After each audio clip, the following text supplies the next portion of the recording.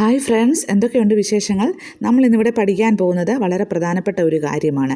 അതായത് സാധാരണയായിട്ട് simple പാസ്റ്റും present പെർഫെക്റ്റും തമ്മിൽ നമുക്കൊരു കൺഫ്യൂഷൻ ഉണ്ടാകാനായിട്ട് സാധ്യതയുണ്ട്. അത് എപ്രകാരമാണ് എന്നുള്ളത് നമുക്കിന്നിവിടെ നോക്കാം. സിമ്പിൾ പാസ്റ്റ് എന്ന് പറയുമ്പോൾ അതിൻ്റെ format subject plus past form of the വെർബാണ് നമ്മൾ ചേർക്കേണ്ടത്.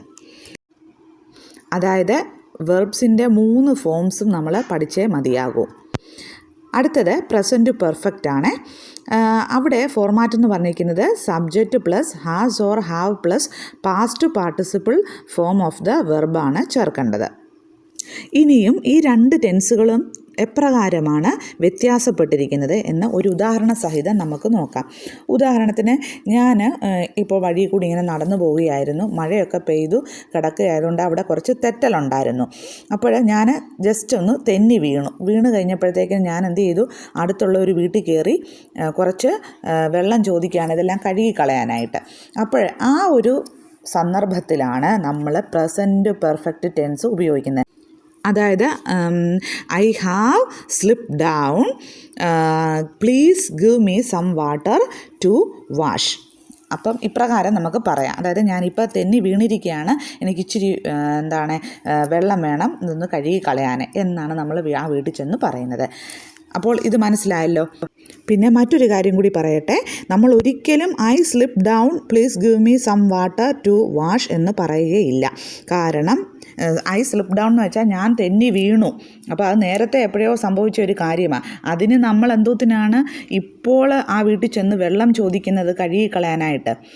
അപ്പോൾ അത് ശരിയായ ഒരു പ്രയോഗമല്ല. അപ്പോൾ നിങ്ങൾ ഓർത്തിരിക്കേണ്ട ഒരു കാര്യം, ഇപ്പോൾ സംഭവിച്ചു കഴിഞ്ഞ ഒരു കാര്യത്തിനെ പറ്റി പറയാനായിട്ടാണ് നമ്മൾ പ്രസൻറ്റ് പെർഫെക്റ്റ് ടെൻസ് യൂസ് ചെയ്യുന്നത്.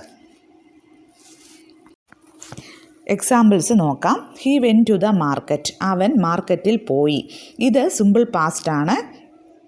അതായത് നേരത്തെ സംഭവിച്ച ഒരു കാര്യത്തിനെ പറ്റി പറയുകയാണ്. അടുത്തത് അത് നമുക്ക് ക്വസ്റ്റ്യൻ രൂപത്തിൽ എങ്ങനെ ചോദിക്കാം?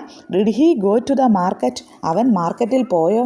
അതായത് ഈ ഒരു സന്ദർഭം എന്ന് പറഞ്ഞാൽ നമ്മൾ എന്തെങ്കിലും ഒരു കഥകളൊക്കെ മറ്റൊരാളോട് വിവരിക്കുക, നേരത്തെ സംഭവിച്ച ഏതെങ്കിലും ഒരു കാര്യം. ആ സന്ദർഭത്തിലാണ് നമ്മൾ സിമ്പിൾ പാസ്റ്റ് യൂസ് ചെയ്യുന്നത്. മനസ്സിലായല്ലോ. അടുത്തത് he has gone to the market, അവൻ മാർക്കറ്റിൽ പോയിരിക്കുകയാണ്.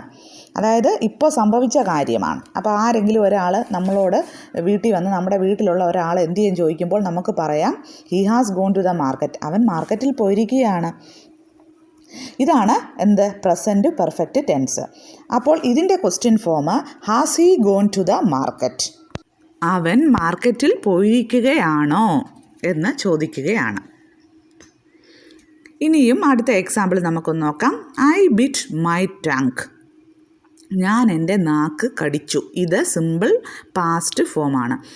അപ്പോൾ അതിൻ്റെ ക്വസ്റ്റ്യൻ എപ്രകാരം വരും? Did you bite your tongue, നീ നിൻ്റെ നാക്ക് കടിച്ചോ?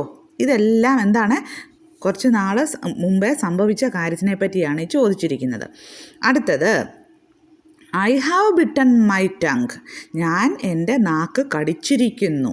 അത് ഇപ്പോഴങ്ങോട്ട് സംഭവിച്ച കാര്യമാണ്. അപ്പോൾ അവിടെ നമ്മൾ എന്താണ് ചേർക്കുന്നത്? പ്രസൻറ്റ് പെർഫെക്റ്റ് ആണ് ചേർക്കുന്നത്. ഇതിൻ്റെ തന്നെ ക്വസ്റ്റ്യൻ ഫോം ഉണ്ട്. Have you bitten your tongue, നീ നിൻ്റെ നാക്ക് കടിച്ചതാണോ എന്ന് ചോദിക്കുക. അത് അപ്പോൾ സംഭവിച്ച ഒരു കാര്യത്തിനെ പറ്റിയാണ് പറയുന്നത്.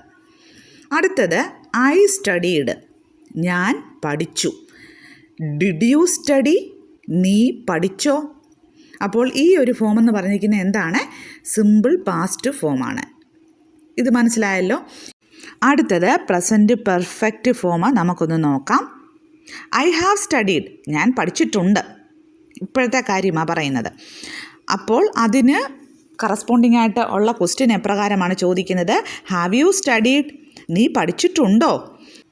ഇത് സാധാരണയായിട്ട് ടീച്ചേഴ്സ് ക്ലാസ്സിൽ ഉപയോഗിക്കാറുള്ള ഒരു സെൻറ്റൻസാണ്. ഹാവ് യു സ്റ്റഡീഡ്, നീ പഠിച്ചിട്ടുണ്ടോ? അപ്പോൾ ഇന്നത്തെ ഈ ഒരു ടോപ്പിക്ക്, അതായത് സിമ്പിൾ പാസ്റ്റും പ്രസൻറ്റ് പെർഫെക്റ്റും തമ്മിലുള്ള വ്യത്യാസം നിങ്ങൾക്ക് ഏവർക്കും മനസ്സിലായി കാണുമെന്ന് കരുതുകയാണ്. അതുപോലെ തന്നെ നിങ്ങൾ ഈ ചാനൽ ആദ്യമായിട്ടാണ് കാണുന്നതെങ്കിൽ ഒന്ന് സബ്സ്ക്രൈബ് ചെയ്തേക്കണേ. ഫ്രണ്ട്സിനൊക്കെ ഒന്ന് ഷെയർ ചെയ്ത് കൊടുക്കുകയും വേണം. അപ്പോൾ പുതിയ ഒരു ഇൻട്രസ്റ്റിംഗ് ആയിട്ടുള്ള ടോപ്പിക്കുമായിട്ട് അടുത്ത ക്ലാസ്സിൽ കാണാം. അതുവരേക്കും എല്ലാവർക്കും thank you and bye bye.